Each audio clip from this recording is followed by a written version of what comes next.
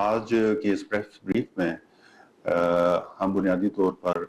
حال ہی میں آزاد کشمیر کی جاریہ جو صورتحال ہے اس کے حوالے سے جو ایک معروف جو نشریاتی ادارے BBC کی طرف سے ایک رپورٹ شائع کی گئی ہے اس کے حوالے سے حکومت آزاد کشمیر کا موقف پیش کیا جانا مقصود ہے۔ حکومت آزاد کشمیر اس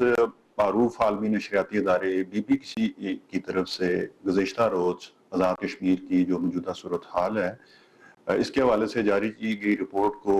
اینگلڈ، بائسڈ اور خلاف حقائق ہونے کی بنا پر مسترد کرتی ہے۔ اس رپورٹ میں پیش کیا گئے اعداد و شمار نہ صرف غلط ہیں بلکہ ان اعداد و شمار کو کسی بھی حکومتی ادارے بشمول پولیس، سول ایڈمنسٹریشن سے تصدیق کیے بغیر جاری کیا گیا ہے، جو کہ ثقافتی آداب اور پروفیشنلزم کے تقاضوں کے بھی بالکل خلاف ہے۔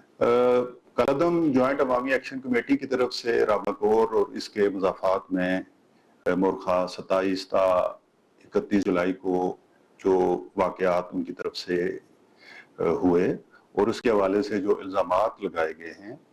وہ نہ صرف جھوٹے اور گمراہ کن ہیں بلکہ مس انفارمیشن، پراپوگنڈے کی ایک منظم کمپین کا حصہ ہیں۔ یہ الزامات حقائق کے بالکل خلاف ہیں اور قانون نافذ کرنے والے اداروں پر مسلح جتھوں کی طرف سے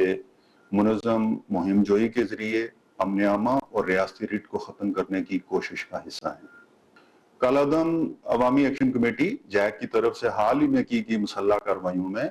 قانون نافذ کرنے والے اداروں کے جوانوں کی شہادتوں اور زخمی ہونے کے ساتھ ساتھ پولیس اور رینجرز کی گاڑیوں کو جلانے اور نقصان پہنچانے کے واقعات بھی ہوئے ہیں۔ کالعدم کمیٹی کے ممبران کے پاس اسلحہ کی موجودگی کے ثبوت حکومت آزاد کشمیر کے محکمہ پولیس کے نمائندہ SSP مظفر آباد کی جانب سے مورخہ 27 جولائی کو پریس کانفرنس میں تفصیلی پیش کیے جا چکے ہیں۔ پولیس اور قانون نافذ کرنے والے اداروں بشمول رینجرز کے جوانوں کی 7 شہادتیں، 45 سے زائد زخمیوں اور بے شمار معمولی زخمی افراد کو انہی ہتھیاروں کے ساتھ زخمی یا شہید کیا گیا ہے، جو اس بات کا ایک بین ثبوت ہے کہ کالعدم جوائنٹ عوامی ایکشن کمیٹی اپنے اندر ایک بہت بڑی تعداد میں مسلح عناصر کو پناہ دیے ہوئے ہے اور اس کے ساتھ ریاستی ریٹ اور امن کو تباہ کرنے کے در پہ ہے۔ کالعدم ایکشن کمیٹی کی طرف سے اسلحہ اور تشدد کا استعمال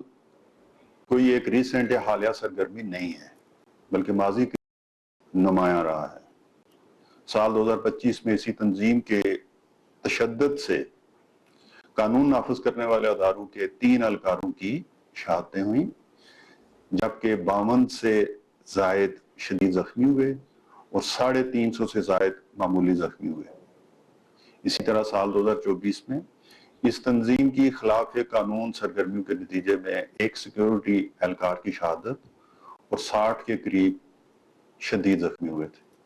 یہ شہادتیں اور زخمی ہونے کے واقعات براہ راست گن فائر کا نتیجہ تھے۔ علاوہ ازیں اس تنظیم کے 2 مسلح کارندوں کے اعترافی بیانات میں اقرار کیا گیا ہے جو حال ہی میں انہوں نے دیے ہیں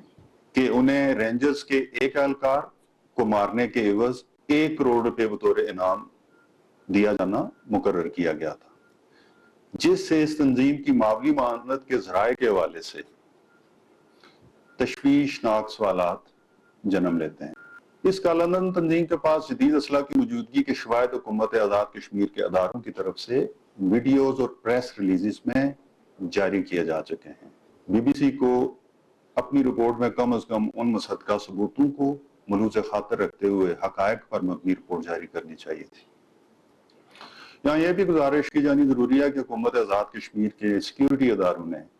لا اینڈ آرڈر کو برقرار رکھنے کے لیے حد درجہ تحمل اور پروفیشنلزم کا مظاہرہ کیا ہے۔ اس حوالے سے قانون نافذ کرنے والے اداروں کی طرف سے بلا اشتعال فائرنگ یا ڈیڈ باڈیز کو اپنے پاس رکھنے یا وائلنس کے الزامات درست نہ ہیں۔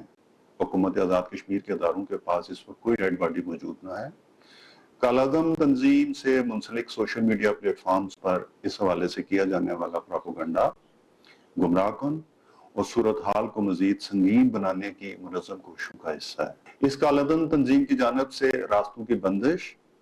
اشیاء خودنوش کی گاڑیوں کو روکنے یا جلانے کے دستاویزی اور مصدقہ ثبوت موجود ہیں۔ قانون نافذ کرنے والے اداروں نے عوام الناس اور اشیاء خوردونوش کی ترسیل کو یقینی بنانے کی حد المقدور کوشش کی ہے۔ اس حوالے سے یہ بھی گزارش کی جانا ضروری ہے کہ 5 جون کو جو واقعہ ہوا تھا یہ بھی بنیادی طور پر اس کا لدم تنظیم کی جانب سے مسلح حملے کے جواب میں وقوع پذیر ہوا،